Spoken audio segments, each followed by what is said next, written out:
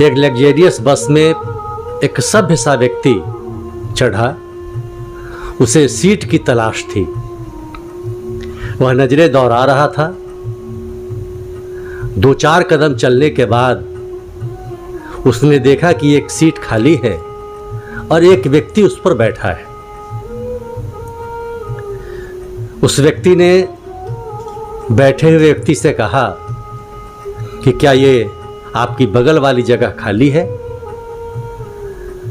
बैठे हुए व्यक्ति ने उस व्यक्ति को पहले देखा और कहा नहीं नहीं नहीं, ये जगह खाली नहीं है, भरी हुई है, आगे देखिए।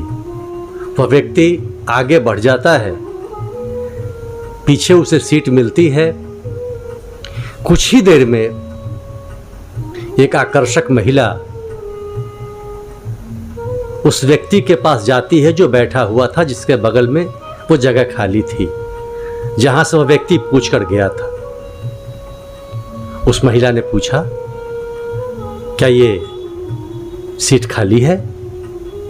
उसने कहा हाँ हाँ बिल्कुल, बैठें, वेलकम, स्वागत है आपका। वह महिला मंद मंद मुस्कुराती हुई वहां बैठ जाती है। पीछे से जो व्यक्ति बैठा हुआ था वह देख रहा था, उसे रहा नहीं गया। वह वापस उस व्यक्ति के पास आता है और कहता है, यही वो आपकी सवारी हैं जिनके लिए जगह आपने खाली रखी थी? तो उसने कहा हाँ बिल्कुल, आपको क्या प्रॉब्लम है? उसने कहा, ये मेरी पत्नी है और मैंने ही इसे भेजा है कि जरा चेक करो तुम्हें यह जगह देता है कि नहीं देता है। बैठा हुआ व्यक्ति सकपका जाता है। ये आज के हमारे गिरते हुए समाज का द्योतक है।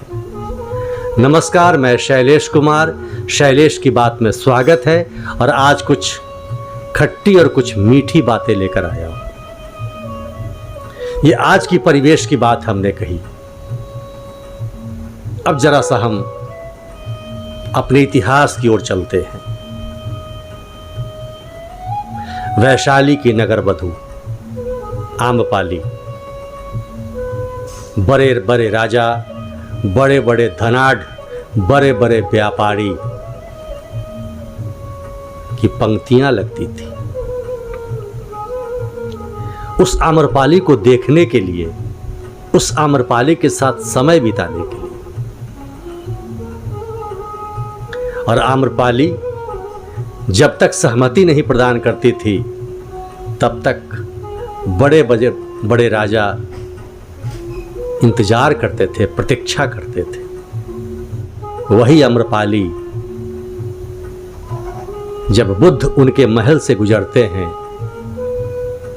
भिक्षा मांगते हुए बौद्ध भिक्षु के रूप में, तो आम्रपाली उन पर मोहित हो जाती है।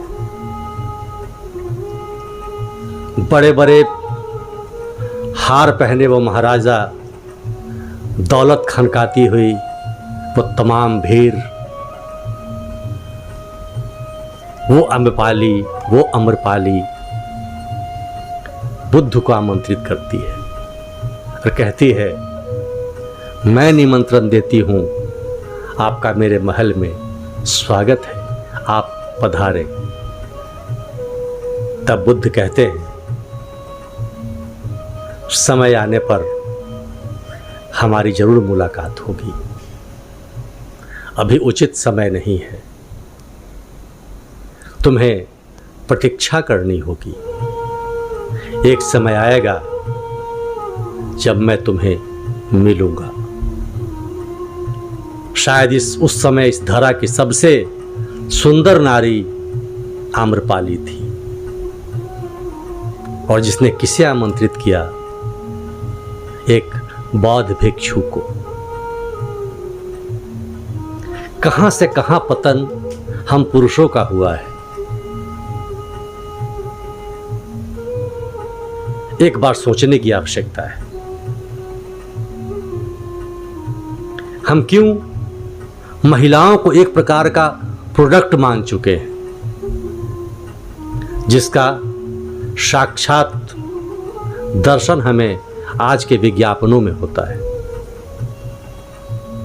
जरा सोच कर देखिएगा, किसी ने परफ्यूम लगाई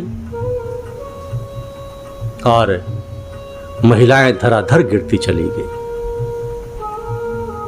किसी पुरुष ने कोई अंतर वस्त्र पहना और महिलाएं लोटपोट हो गई।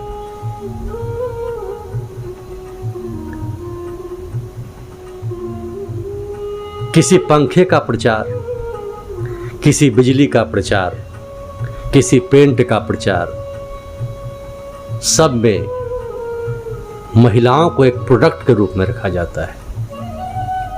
इसका कारण यह है कि पुरुष उससे आकर्षित होता है, समाज उस आकर्षण को पसंद करता है। यानी कि आज के व्यक्तियों में इतने स्तर का गिरावट है कि खरीदना तो हमें साबुन है, लगाना तो उन्हें अपने कपड़े पर है, लेकिन अगर उसकी प्रचार महिला कर देगी तो हम उसी साबुन से धोएंगे। धोने नहीं आएगी, धोने के लिए तो आपके घर में जो महिला है वही धोएगी, या फिर आपको खुद धोना होगा। लेकिन खरीदेंगे कौन सा? वो वाली जिसके विज्ञापन करती बहुत खूबसूरत महिलाएं नजर आ जाती है। आज थोड़ी मैं खड़ी खड़ी और कड़ी कड़ी बात कह रहा हूं, जरा विचार कीजिएगा। सुंदरता का पर्याय महिलाओं को ही क्यों मान लिया गया? क्या पुरुष सुंदर नहीं होते? और नारियां, महिलाएं हमारा सम्मान है, नारी शक्ति है। वो भी किसी प्रोडक्ट के रूप में न दिखे। नारियों को भी इस बात का विरोध करना चाहिए। तो मैं कहूं, अपने मानसिक स्तर को ऊपर की ओर ले जाने का प्रयास करें। हो सकता है मेरी बातें किसी को अच्छी भी लगे, किसी को बुरी भी लगे, लेकिन मैं इस प्लेटफॉर्म पर किस कारण से आया हूं, इसका भी एहसास आपको हो रहा होगा। अपने वजूद को पहचानिए, अपने संस्कृति को पहचानिए। हम दूसरे की ओर क्यों देखें?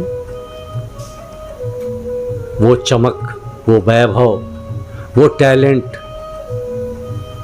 वो कार्य करने की क्षमता, वो प्रभावित करने की शैली हम खुद में क्यों न डेवलप करें कि लोग हमारी तरफ देखें। एक बहुत खूबसूरत शेर से मैं आज के इस एपिसोड का अंत कर रहा हूं कि पत्ती पत्ती गुलाब हो जाती, हर कली मेहरे ख्वाब हो जाती, हमने तो जुल्फे लहराई नहीं, लहरा देती तो शबनम शराब हो जाती। परंतु पत्ती पत्ती गुलाब क्या होगी, हर कली मेरे ख्वाब क्या होगी, जिसने देखे हो लाख हंसी, उसकी नीयत खराब क्या होगी। शैलेश की बात में आज इतना ही। समझने वाले के लिए बहुत दूर तक का पैगाम है, जो नहीं समझे उनके लिए क्या। बहुत बहुत धन्यवाद।